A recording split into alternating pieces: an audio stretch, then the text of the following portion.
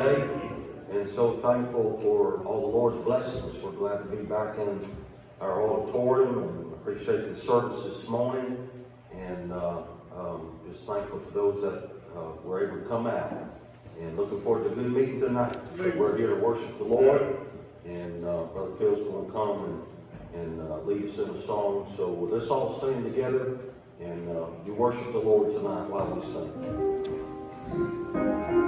Page 25, at the cross. First, second, and the fourth verse. Alas, did my Savior weep and make my sovereign mine? Would He devote that sacred hand for such a work as mine? At the cross where I first saw Him, and the burden of my heart rolled away. It was there by faith I received my sight, and now I am happy all the day. Was it for crimes that I had done, He brought upon the tree? Amazing pity, grace unknown, and love beyond degree. At the cross where I first saw Him, and the burden of my heart rolled away. It was there by faith I received my sight, and now I am happy all the day.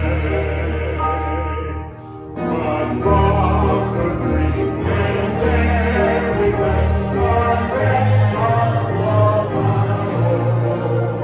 Dear Lord, I give myself away, this is all that I can do.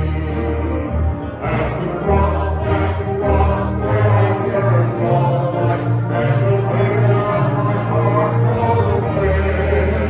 It was there by faith I received my sight, and now I am happy all the day.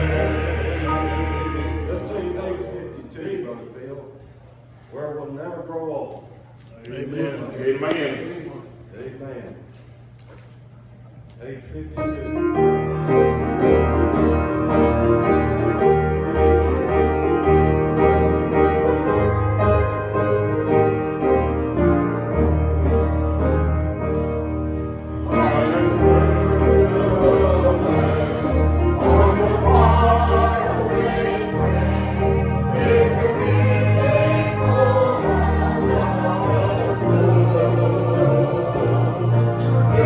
Jesus on my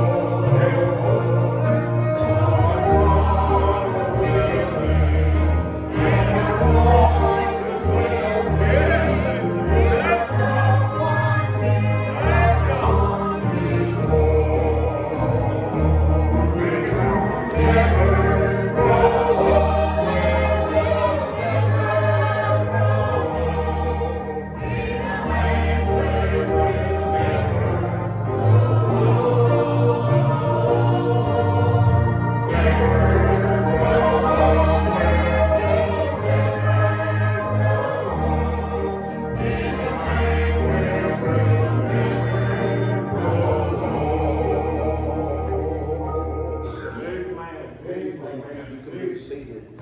Anybody want to testify tonight? Glad to be saved, testify. Amen. I like that song. Reminds us of heaven.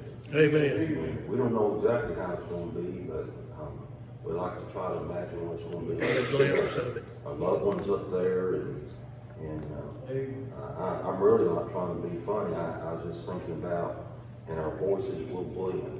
And Yes. that's the part of heaven that I'm looking forward to, because I've never been able to do that. And so I'm glad I have a perfect voice. Amen. Be in good harmony. Yes. Be right on key and be able to sing and praise. How the heavens will roll. And, but another thing we're gonna get good ears. And we won't have critical ears, will we? And we'll be in a good state, amen. And looking forward to that day, amen. Wonderful. Anybody want to testify? Bruce, you get ready to sing for us, if you would, please. Anybody got a word on your heart? Amen. I want to thank the Lord for saving me. There was a time when I got right with the Lord when I was 18 that I had a testimony every time. And I was thankful every time. And I just wanted God to show me every day what He wanted to do in my life and what He wanted to change. And I was so submissive and so anxious to serve Him and please Him. And I'm just realizing lately how cold and indifferent I get and how far away from Him. And I just really want the Lord to help me be more sensitive to His leading. Yes. I know He leads us all the way every day.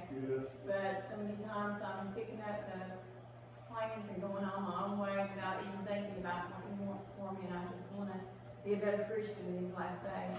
Amen. Amen. Appreciate Amen. that. Somebody Yes. else this morning. Amen.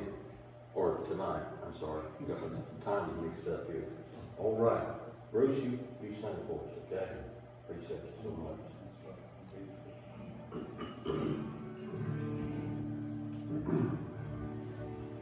How long has it been since you talked to the Lord and told Him your heart's hidden secret? How long since you prayed?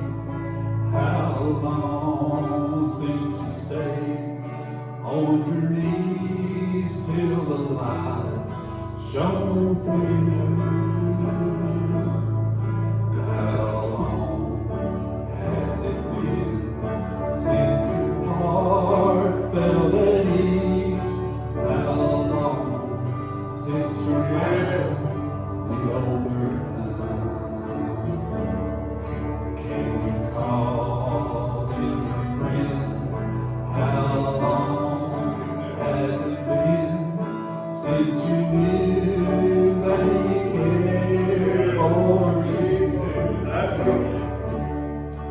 How long has it been since you knelt by your bed and prayed to the Lord up in heaven? How long since you prayed? How long since you stayed on your knees till the light shone through? How long has it been since you walked with the dawn and you knew that the days were living? Can you call him your friend? How long has it been since you knew that He cared for you? I did another song, Brother Yes, John, sir. but I have to help you with that one. I remember Steve asked me this. On the Sea of Galilee, the storm blew well, but the Lord arose and said, peace be still, and it happened just like He said. Those round about said, what sort of man can beat the elements? And angels shame, it happened just like He said. It'll happen like He said, as He cleans the lamp and rains the dead. Fed 5,000 with while it blows the rain.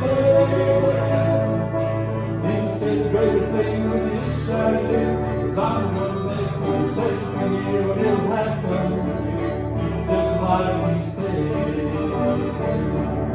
Well, I'm going to make right out by the road. Jesus said your faith has made you whole, and it happened just like he said. Jesus said, what do you want from me? Well, I'm going to make right alone, that I might see it happen just like he said. It'll happen like he said, as he cleans the leper and raised the dead. Then 5,000 with 5 loaves of bread. Then he said, greater things than this shall you do, 'cause I'm going to make intercession for you, and it'll happen just like he said. Jesus said, surely I must go away, but if I go back someday, it'll happen just like he said. I go to prepare a place for you, that where I am, maybe it'll happen just like he said. It'll happen like he said, as things are ready, raised the dead. Then 5,000 with 5 loaves of bread. Then he said, greater things than this shall you do, 'cause I'm gonna make intercession for you, and it'll happen just like he said. Amen. I appreciate that. It's gonna happen just like he said. Yes, sir. Amen. Hallelujah. Amen. Sister Denise, you come on. Amen. Get ready. Praise God. All right. Anybody else have a word of praise tonight? Y'all help me in this service now. Come on. Anybody? Steve. Lord, it happened just like I said with me one day. Amen. You're thinking about all that, and when God said, if you'll seek me, you'll find me, and that's what happened. And I started seeking him, I found him. He said, if you come to me in repentance and faith, and I'll save you, and that's what happened. It happened just like he said. Amen. I came in myself, and on the way to work that day, it happened just like he said. I thank the Lord that he's always there for us, and he's always good to us. I was just reading earlier about the last few books of Psalm, or the last few chapters of Psalm, where it talks about praising the Lord. Praise him in everything. Praise him with the timbre on the heart and Flat the or- things. And is that a flat? everything that Deep happens, flat or praise deep? the Lord. Amen. Just Just deep. deep. Lord, for saving and changing my life. Amen. Appreciate that. Somebody else. Somebody else gonna praise him. Anybody? Back. Amen. Amen. Yes.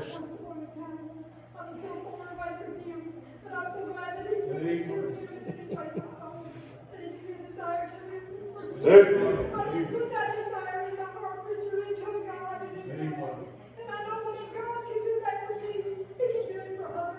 Yes, he can.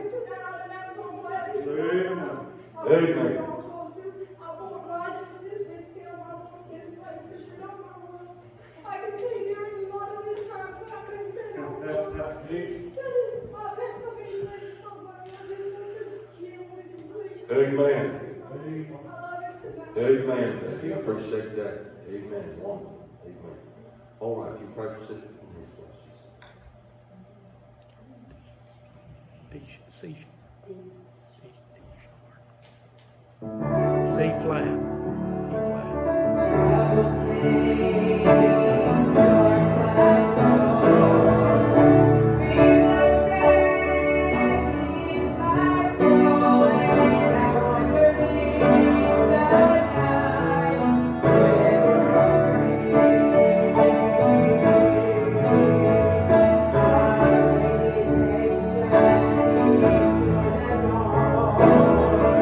I pray, Lord, I can't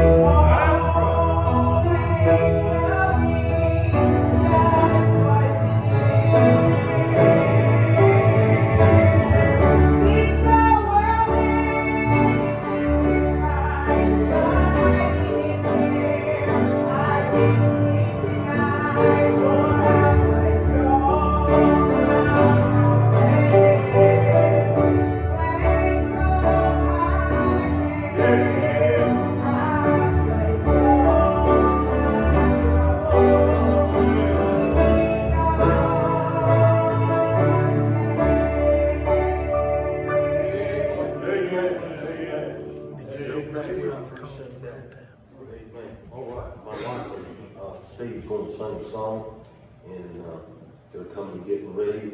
You know, I want to try to say this, not to put anybody on a guilt trip, but I'll tell you something. A lot of my fears got settled the day the Lord saved my soul. Yes. Amen. And I'm not saying I go through times that I'm nervous about things or feeling afraid or worried about things. I do, but you know, and I'm not saying this in a boastful way, but I just feel a rest in my heart to know that it could be a car accident, it could be a sickness, it could be a virus, it could be pneumonia, it could be cancer, it could be a stroke, some kind of a blood clot, or an aneurysm, a heart attack. Something could just take me out, even before this service is over. But I just got peace that Amen. God gave me 45 years ago when He saved my soul. Amen. And I know I'm ready to meet the Lord. Amen. Yes. I'm not afraid of dying. I don't know. I'm not trying to be heroic, but I guess a lot of pastors, preachers, you know, you want to be faithful to the end. And I know of a couple I've heard in my lifetime that have actually died preaching. I heard a preacher one time, I heard other preacher one time that was in a big way preaching, and he was making an expression. He threw both hands up in the air, and he didn't stop. He went all the way back, hit the floor, and he was in heaven before he hit the floor. Amen. And that'd be a good way to go out. That'd be a good way to go. So, you know, I trust you have peace. That's worth more than anything Sure. that this world Yes. can offer you, is to have peace in your heart, to know that you're in the care of God. Amen. Amen. Amen. You pray for them while they sing.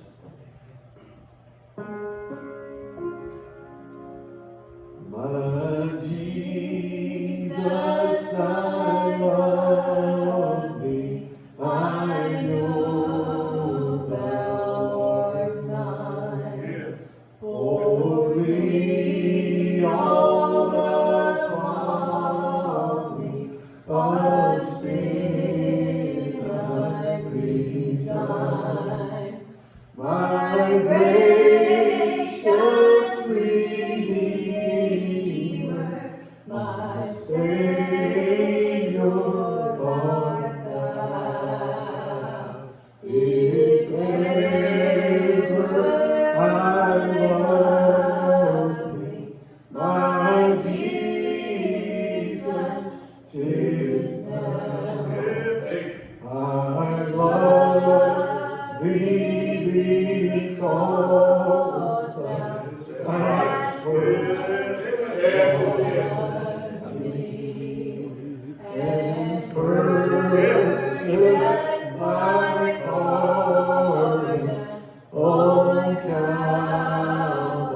Calvary's tree. I love thee for where thorns on thy brow. If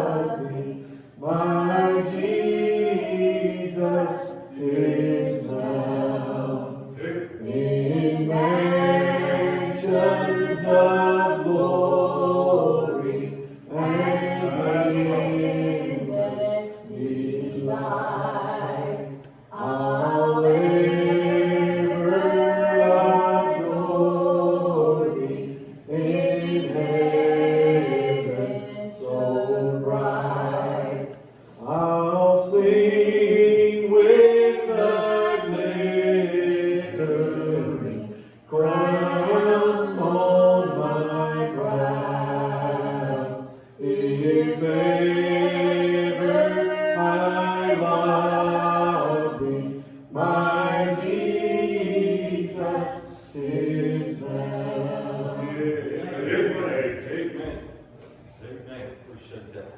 Let's stand together. At the back of the book, Calvary. Just want to say, I love the Lord. Thank the Lord for what He's done for me. The years I spent in vanity and pride. 16-year-old boy. Things I've done, things I was doing. All I didn't know was there was a remedy for it. I went to a church where it was just watered down. I just didn't see it. You know, if they said it plain and clear, I just didn't catch it or see it. I guess either that I was so simple or that it was just watered down so much.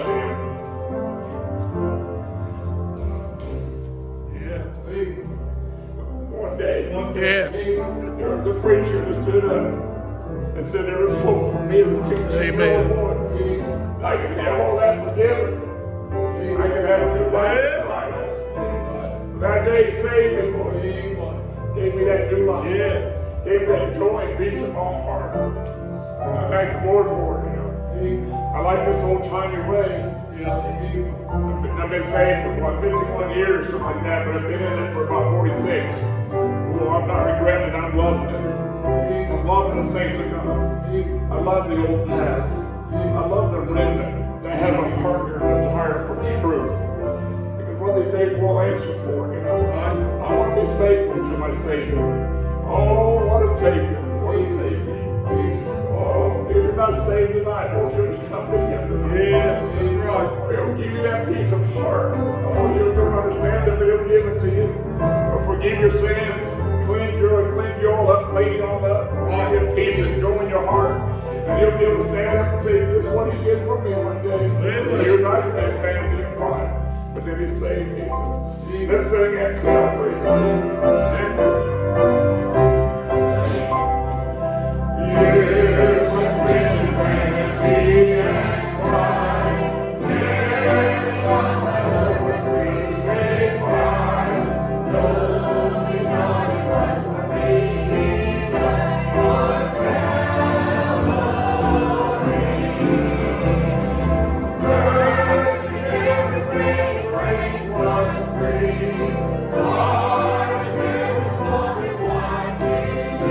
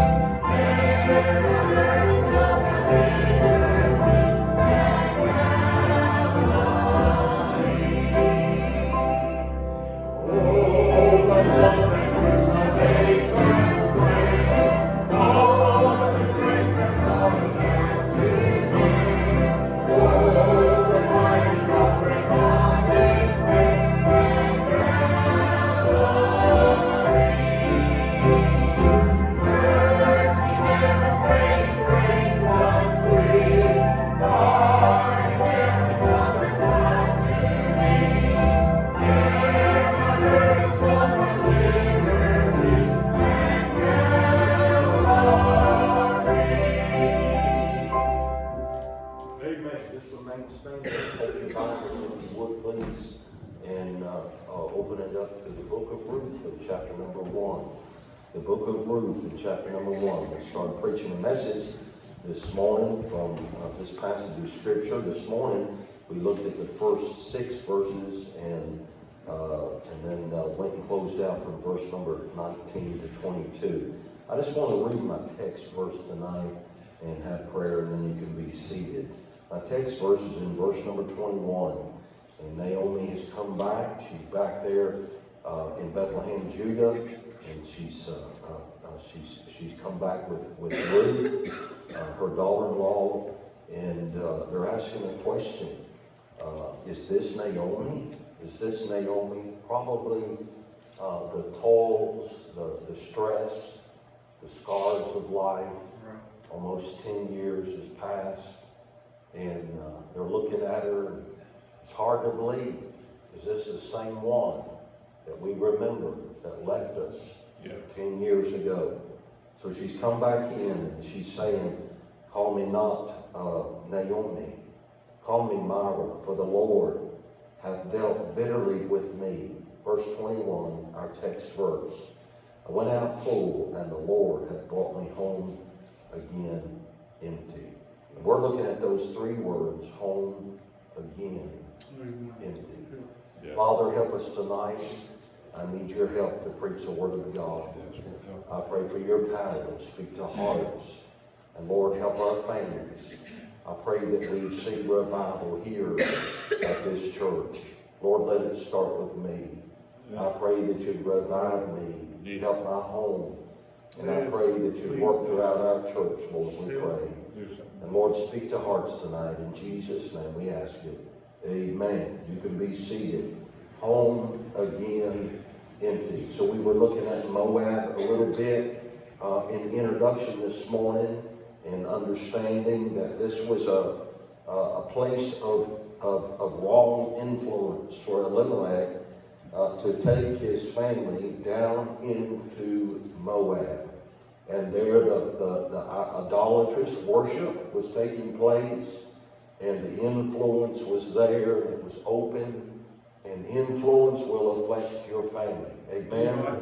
And we see the effects of the same thing in the life of Lot, how that he lost his home because of the wicked influence. We feel like that Lot made his choice based on prosperity. And he saw the well-watered plains of Sodom, and he chose Sodom to raise his family. He felt like to be able to multiply financially would bring the ease and bring the happiness and bring the blessing upon their family that he thought would be good. But it turned out to be a curse upon his family. And all of a sudden he was exposed to wicked influence. And you say, preacher, I never allow that. But having money will cause you to fall in love with money. And you understand the powers and the privileges that you can have in this world with money. And I'm not saying that it's a sin to have money, but the love of money is the root of all evil. And I was sharing this with Brother Bach. I said, you don't know the love of money until you have money, until you get introduced to money. When you get money, it's just like when I was a kid. Of course, these were the dark ages, and where you could pull a wagon around and pick up pop bottles out of the ditch and take them down to the little store and get 2 cents a piece. And so I'd clean out all the ditches, and my money would add up. Sometimes I might get 20 cents or 30 cents, and back then when you could get a drink for 10 or 15 cents and a candy bar, and I'd get some packs of baseball cards that had that piece of bubble gum in it, and I'd clean house. I'd spend the whole wad, and sit outside. There was a little store. We called it the little store. And I'd go in and spend up all my money and go out there, sit on the sidewalk, park my bike, and look through my ball cards and chew up all the gum at one time, and hold it in one hand and eat the candy bar and put the gum back in and drink the pop and and just have a wonderful time. Well, that introduced me to something. The power of money. Money will give you an introduction to what you can have. And then once you get that, all of a sudden there's a little seed, there's a little root that begins inside of you. And if you're not careful, you'll fall in love with money. And that is the root of all evil. Amen. And there's not a doubt in my mind, there's a lot of evil that takes place in this nation because of money. Amen. So Lot looked down in the well-watered plains of Sodom and Elimelech. We don't know a lot of things in factual, but there was famine in Bethlehem, Judah. And so he didn't have any reason to leave because Naomi testified, when we left, we went out full. We had plenty. But my husband made, Naomi said, my husband Elimelech made the choice to go to Moab. Now I come back home, but I'm empty. And so we started preaching about that thought this morning, and we were just kind of breaking down the words, and we spent the remainder of the time this morning looking at the word home and trying to understand from the scripture what is home and what does it mean to us and what a blessing it is and what kind of a place it is, a place of revival, a place of great blessing, a place of salvation. We mentioned several things. Tonight, I want to pick up with the word, empty, which is the last word out of these three. I want to pick up with that word. And she said that the Lord hath brought me home again empty. So I want to look at that word empty. So I want to start out tonight and just look at these two words, empty, home. That's what she's saying. She's saying, I've come back home, but I've come back home empty. My home is empty. So what does that mean? That means she's empty. She's, and I don't know how it was. Maybe her and her husband had they had a piece of land. I'm assuming they had a dwelling place, a house. What did they do for a living? Maybe they farmed. Maybe they raised barley. I don't know. Maybe they kept sheep. So I'm assuming they had acreage, several acres of land. And I've got an imagination. I paint this picture. And she's come back now. She's been gone these 10 years. and it is as they've left it. Nobody's moved back in. But 10 years of wind and rain and the house being empty. And she's come back with somebody that she didn't leave with. She's got a daughter-in-law that's followed her back. And she's a Moabite woman.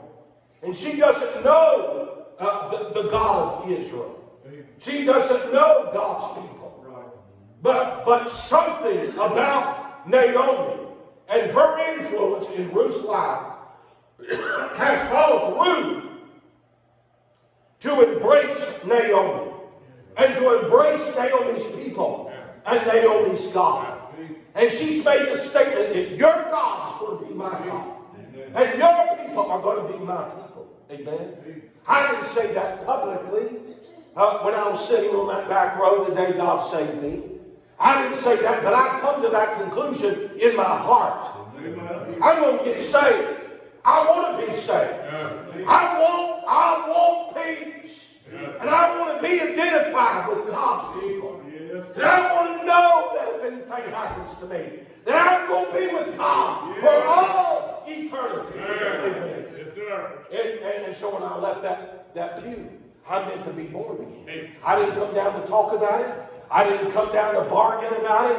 I didn't come down to try to see what it looked like before I stepped into it.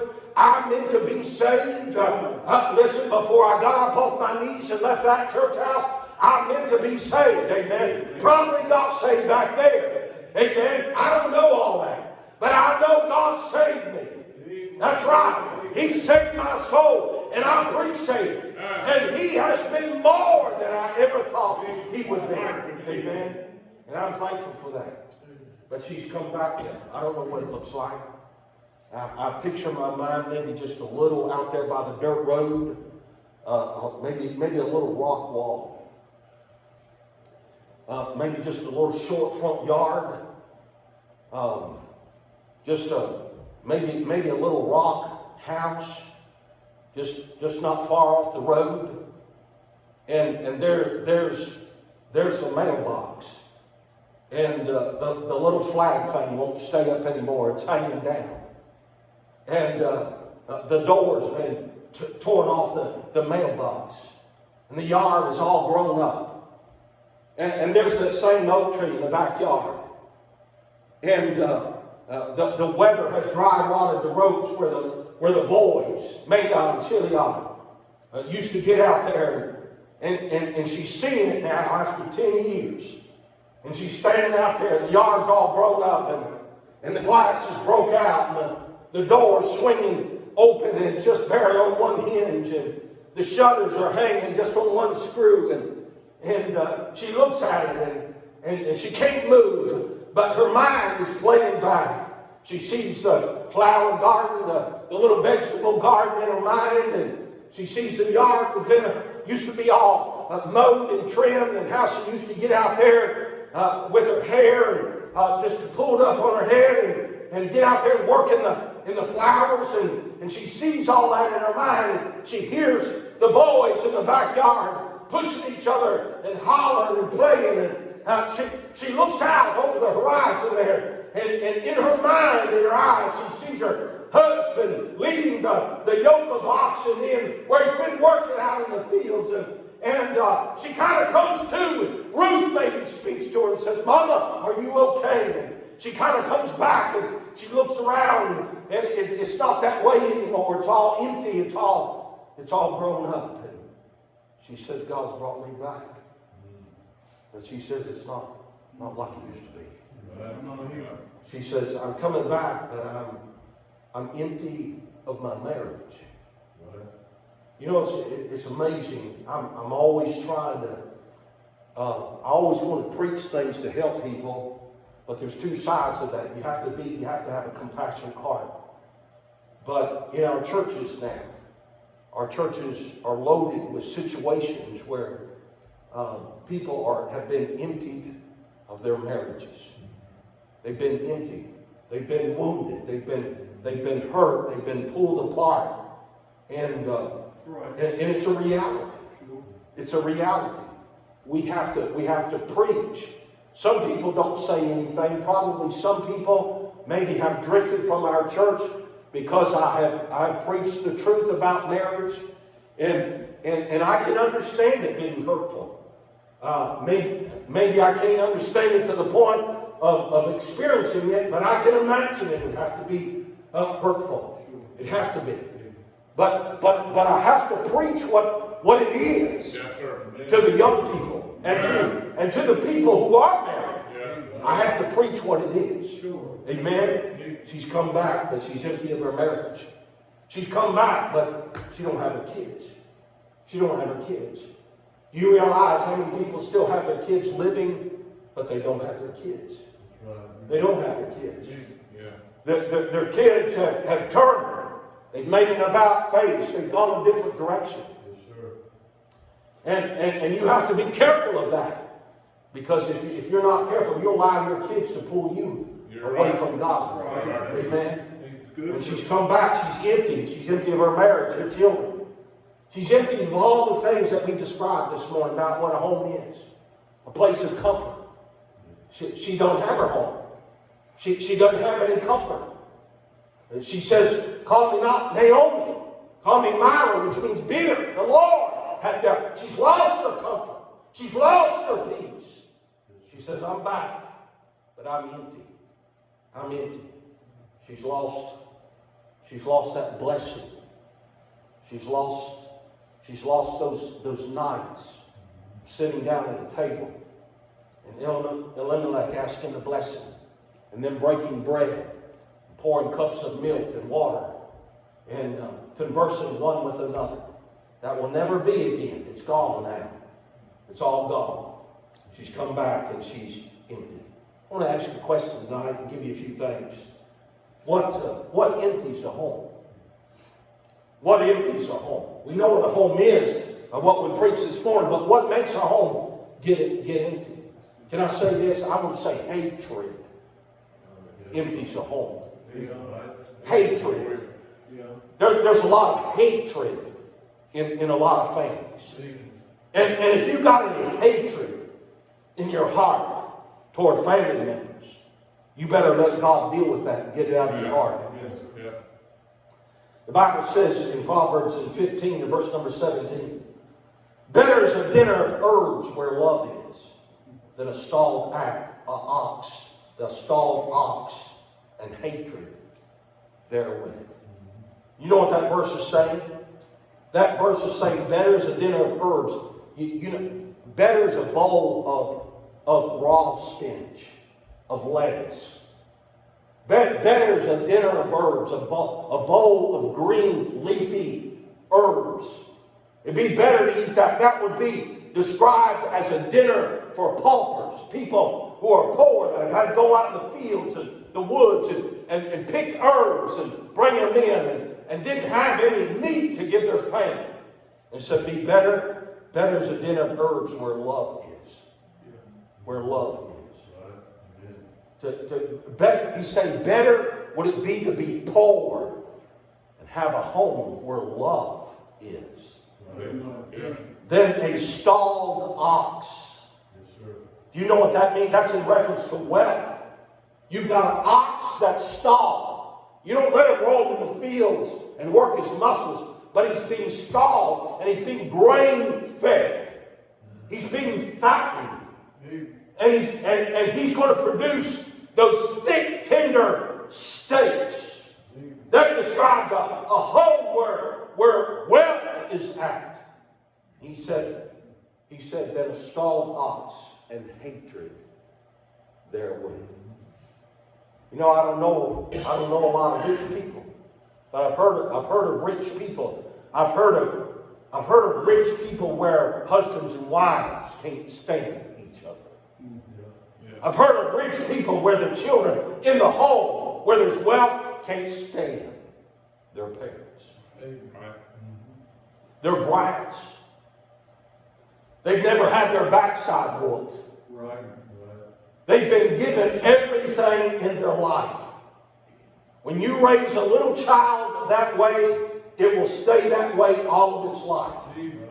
It'll turn into an adult and still be stomping its foot and demanding and actually just destroy. There's got to be parents whose stomach cringe in knots when they see their daughter or son's name come up on their phone. Isn't that sad? And what empties a home is where hatred is at. Hatred will empty your home. I want to say another thing, jealousy and spite will empty a house. That's what happened to Saul. Saul got full of jealousy and spite. And he had David sitting at his table. And he got jealous at David. And he decided he hated David. And then he got murder in his heart. And he wanted to kill David. David is getting more praises over killing Goliath than what King Saul's getting. And he hates him for that. And that spite and that jealousy turns into hatred, and hatred turns into murder. He wants to kill him. It'll empty a home. It'll empty a home. How many homes do we hear about where grandchildren have killed a grandmother? Drugs now are flowing in this nation. We've got children that would just as soon take a fire poker and beat the brains out of their own daddy to get $30 out of his wallet to go meet somebody at a McDonald's parking lot and get a plastic bag with a few pills in it. That's right. You're right. It'll empty a home. It'll destroy. Adultery will empty a house. David committed adultery in 2 Samuel in chapter 11 and chapter 12. He committed adultery. Boy, we're living in a society today that's so full of technology. Right. Go ahead, preacher. You're looking up a number, you're looking up something, and something will pop up and put a question mark in your mind. And there's exposure everywhere. If you don't have any technology at all, the morals in this nation are so decayed. Yes. The ladies have lost all shamefacedness. And they've lost all their virtue. And they go out in public. And I started to say dress, but maybe I ought to say undress in such a way that you have to figure out which way you can look. Yeah, go ahead, preacher. Amen. He's right. I mean, they even put a TV screen on the gas pump. You can't even watch the gallons and the money click off without having to have a TV screen in front of you. Some kind of vulgar image. It's everywhere. Yes. And it produces adultery in your heart, in your fornication and evil thoughts. It runs through. You know why this nation? I would say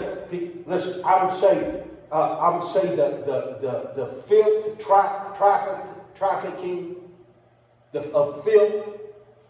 It produces so much money in tax dollars that our government is glad to have. Listen, they're glad to have the liquor and the drugs and the immorality. Yeah. They're glad to have it because they'd rather get the money than to have a clean nation. Yes, you're right, preacher. That's sad. It'll empty a home. Covetousness. Joshua chapter 7. Achan lost. It emptied his whole house. How did it empty a house? He saw one Babylonian garment, one wedge of gold, and some pieces of silver. He saw that and he coveted it. That's right. And he took it to his own home. And he dug a hole in the midst of the tent and he buried it. And that right there cost him his whole family. His own life, his wife, his children, everything he had, he lost it all. It cost the whole nation defeat. That's right. That's right. Covetousness will empty a home. That's right. Yes, sir. Right. Amen. Amen. It would do every Baptist church member in America to take a mission trip to a third world country. Yes, sir. It'd do a world of good. In fact, instead of going to Disney World, you need to go down to the mountains of Honduras. Take a vacation down there. Find a missionary. Ask him if you can come down and help with a building project or just be in a meeting and just visit for a week. See it. It'll help you. It'll change your life. See how other people live. I've shared with you many times about my first trip to Honduras. My first and I think my only trip. The poverty. Seeing people so poor. They're called squatters. They can't even have a piece of land to have a family on. They squat. They find somebody's land and try to build some kind of a little stick shack somewhere. They get on that. Out there to see kids, see teenagers. They don't have the money to buy one soccer ball. Not one. But they've gone through the community and found pieces of cardboard and paper. And somebody had enough tape to wad it all up in a round ball and tape it together. And they're having the time of their life with a ball made out of trash. And they've got a glow on their face and they're laughing and smiling and they love each other. But in America, we hate each other. Yeah, you're right. Yes, sir. We hate. Because we covet. We look through magazines and we see somebody who's got, they've got more than 1,200 square feet. They've got 18 or they've got 24. And it's newer than theirs. And the landscaping and our yard's dirt and we compare things. We need a good Holy Ghost revival of gratitude. Amen, preacher. Help us. Yes. I want to tell you something else that empty home. Strong drink. Yeah. Go ahead. That's will right. empty a home. Go ahead. The Bible says in Habakkuk chapter number 2, verse 5, yea, also because he transgresseth by wine, he's a proud man, neither keepeth at home. Who enlargeth his desire as hell, and is as death, and cannot be satisfied. Strong drink. And that's been some of, hey, as long as that liquor store can be open, I think we ought to be able to come to the house of God. Amen. Yes, sir. That's right. Do you know why they call that essential? Because they've been addicted to it, Right. and they're going to live their life in the shades if they can't get it every day of their life. Right. They're alcoholics. Can I put it in plain terminology? They're drunkards. Yes. Amen. And they drank, and they drank, and they tried to find peace of mind in a bottle of alcohol, Right. Go ahead. but in a ruin affair. Yes, sir. Yes, sir, will. Yes, I remember years ago, my wife and I hadn't been married long. We came down to Chattanooga to school, and I've always been intimidated by approaching people. I've never known how to do that like some people have the gift of doing that, which I'm not making an excuse, I am responsible. I remember on Saturday, I wanted to go talk to somebody about Jesus, and so I went downtown Chattanooga, just started walking the streets, and kept trying to get up the nerve to say something to somebody. Finally met a man that was alone on the street corner. And I walked up to him and introduced myself and just told him who I was. And I don't remember exactly what I said, something about being concerned for him, wanted to talk to him a little bit about the Lord, and shared about what my testimony, what the Lord had done for me. And he told me he was an alcoholic. He said, preacher, I used to have everything. He said, I used to make money. I used to turn money hand over fist. Had a good family, big home. And I've lost it all. I live on the street. He said, I visit this mission down here. He said, but I've lost my wife, my kids. I tried to turn him to the Lord, that the Lord could change his life. But you can't be critical of somebody like that, because somebody in that position has a hard time seeing that there's any hope. Just like Naomi here. Naomi said, don't call me Naomi. Don't call me pleasant one. Call me Mara. I've lost everything. I've come back home, but I'm empty of everything. Some things that were strong drink. You know what an empty thing? I'll give you this and I've got to go on. But rejection of the gospel will empty your home. Yeah. That's right. Amen. I go back to that Philippian jailer. He didn't come out there and say, what must my home do to be saved? He came out there and said, what must I do? Personal program. What must I do to be saved?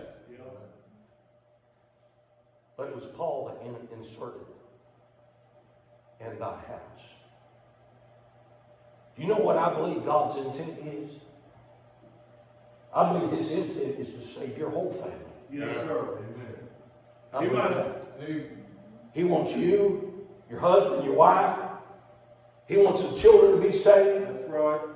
And if you live long enough to see another generation, grandchildren, he wants them in too. Yes, sir. He died for them. Amen. And I know there'll be a day where God's going to wipe away all tears. But I don't know what day that's going to come. I don't think he's going to wipe them all away as soon as the rapture takes place.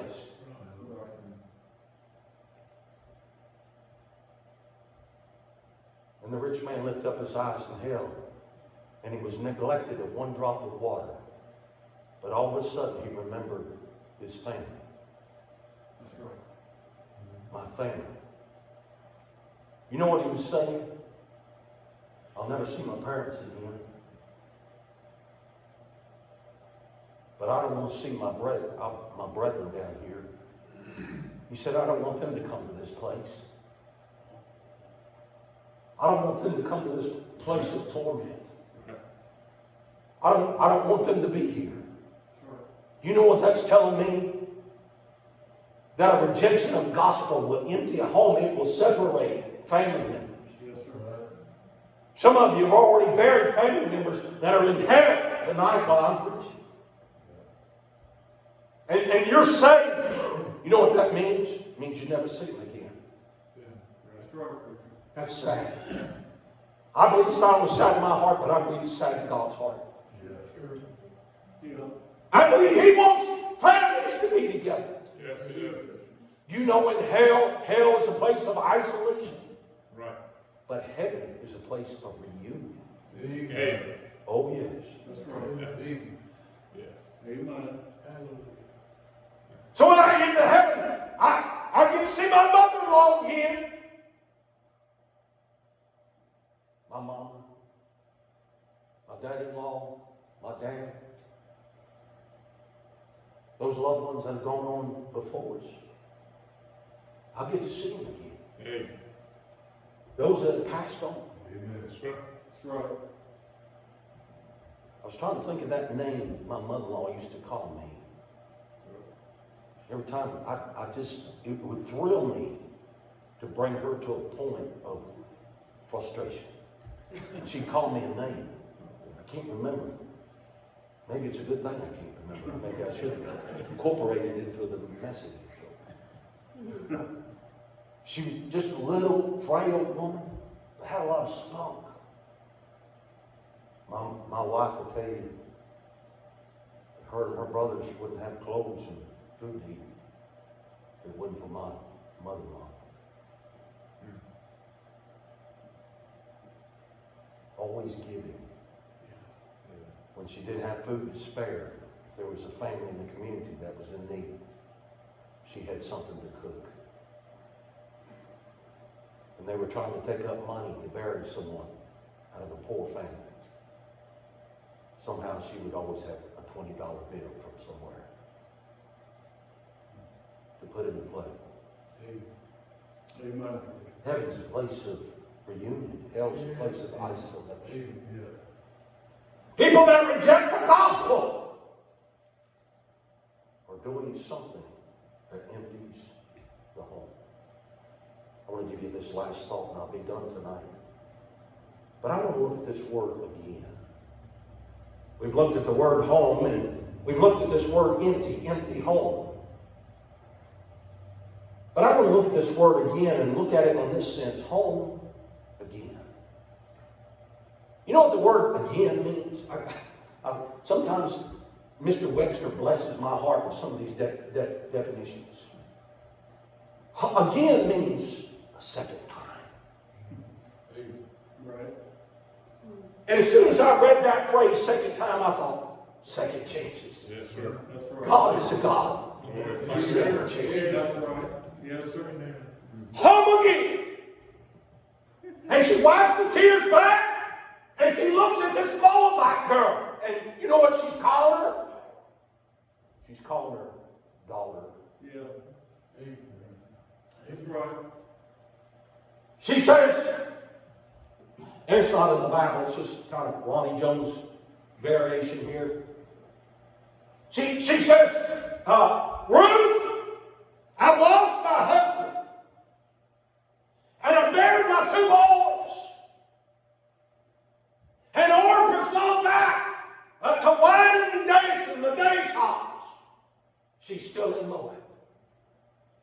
But God's given me you to start over with. Amen. She's given me you. He's given me you to start over with. Amen, preacher. Home again. Yeah. The second time, I'm home. And all of this has been lost, and all of this devastation in chapter number 2, in chapter number 1. But when you come to chapter number 2, It's time to glean for food. Right. And Ruth naturally says, Mama, you're older, I'm younger. You stay here. Straighten the place up. Dust it, wash it, clean it. You know how it used to look. Make it look like it used to look. I'm going to go glean somewhere. But God knew when. So she walks out, she's stepping over the weeds and comes down the cobblestone little walkway and comes to the little opening in the rock wall. And there she is in the dirt road. Left or right? Yeah. I think I'll go left. It looks like, no, I'm going right. And she goes right. And she comes to a fork. I think I'll go right. But somehow the Holy Ghost leads her to the left. That's what he does. And she winds up in the field and sees there some little gleanings that need to be picked up. And she asks permission and she starts laboring and working. But her hat happened to fall upon the field of a very wealthy man that was linked to Elimelech. And his name was Boaz.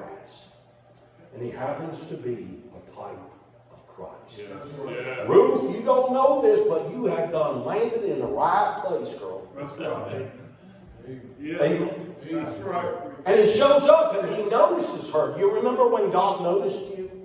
Yeah. You might not remember that, but he did notice you one day. That's right. Amen. And he introduces himself. And he comforts her. That's what she wanted. Yeah.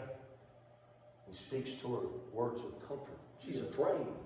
She's among a new people. She's in a new land. She's doing something different. She's with a woman.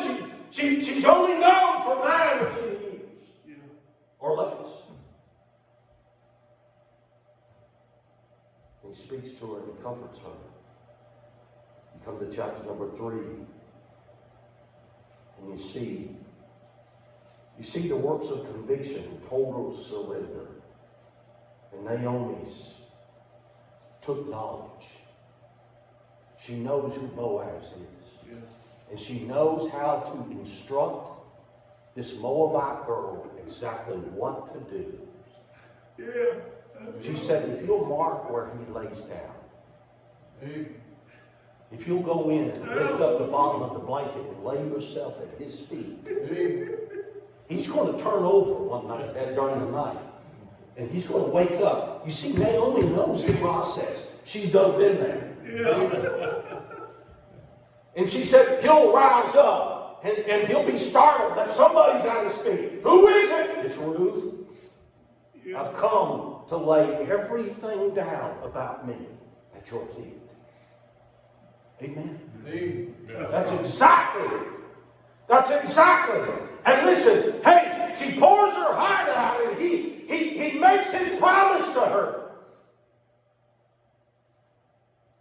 And he bestows upon her 6 measures of barley. And she brings it to Naomi, her mother-in-law. And in chapter number 4, it's not about Ruth. It's about the work of Boaz. Right? Amen. Yes, sir. And it's about his wealth that overpowers a kinsman redeemer that is nearer than him. Yeah. But he can't afford. He can't afford to redeem all that is Naomi's and Elimelech's and Ruth to be his wife. It will mar his inheritance. It will mar him. So Boaz makes an announcement. In verse number 10 of chapter number 4, moreover, Ruth the Moabitess, the wife of Mahlon, have I purchased to be my wife.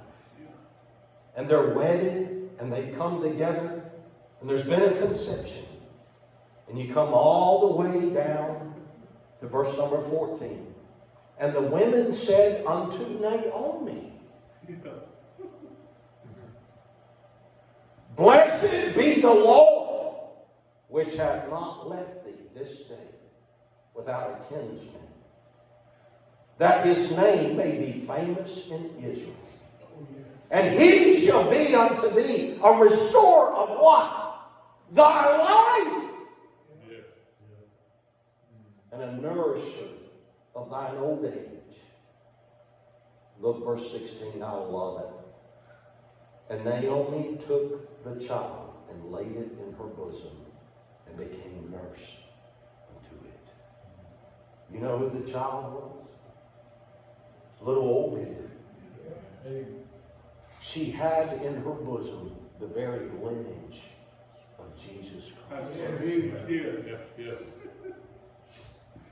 And I can see her rocking, the big old tears weaving between the crevices of her face and dripping down on the hands of little Obed. Yes. And she said, God is so good. Yes, he is. Yes, he is. I like that word again.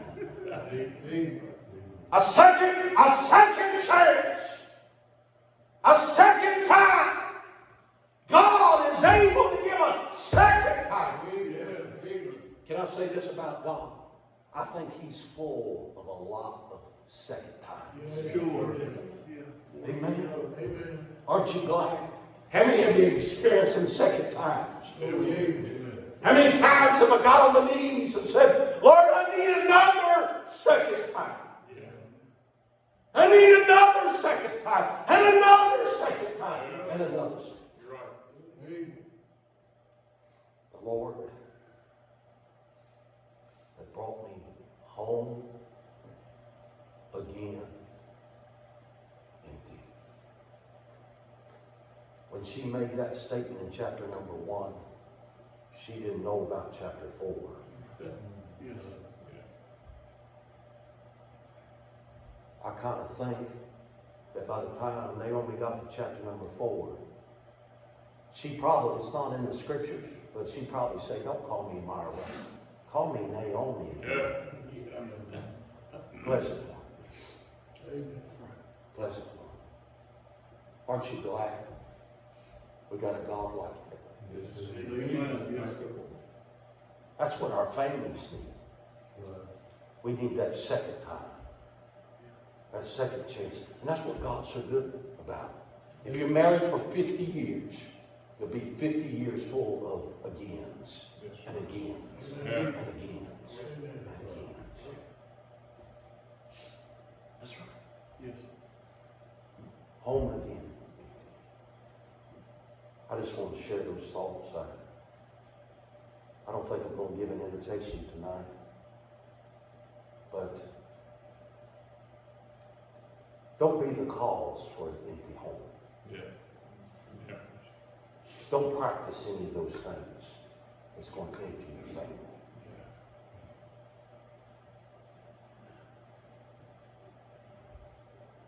I've shared this a lot. I'm trying to close here.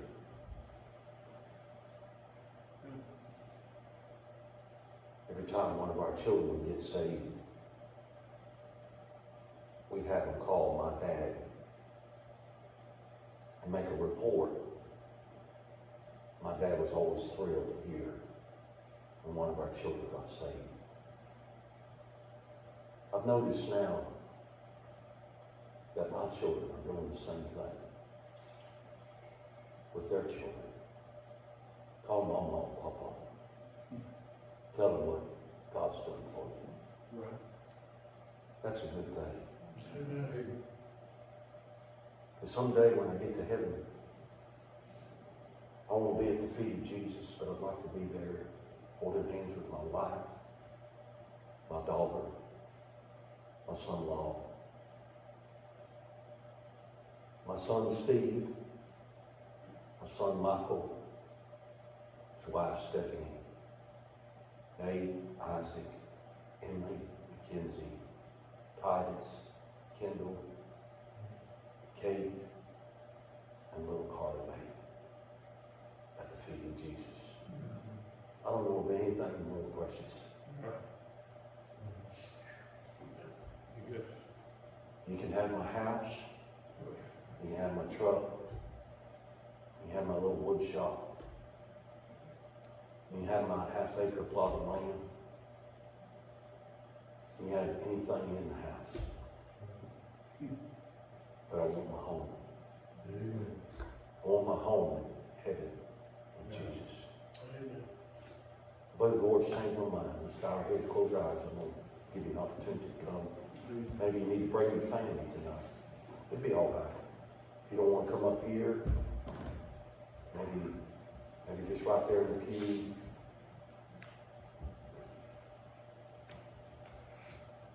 Maybe you just need to come. Maybe you've got a son or daughter somewhere, a grandchild. You want to pray for them.